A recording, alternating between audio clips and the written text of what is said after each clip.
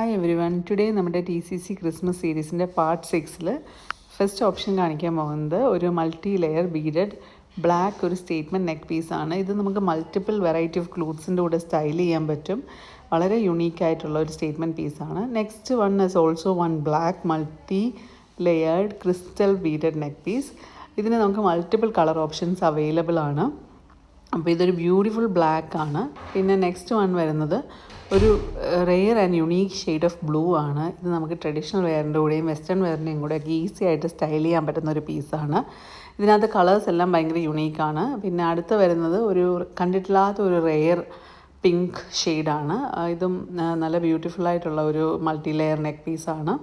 ഇതിനകത്ത് നമുക്ക് bottle green colour ഓപ്ഷനുണ്ട്. അത് ഈ വീഡിയോയിൽ കാണിച്ചിട്ടില്ല. പക്ഷേ in case if you want bottle green please do DM us.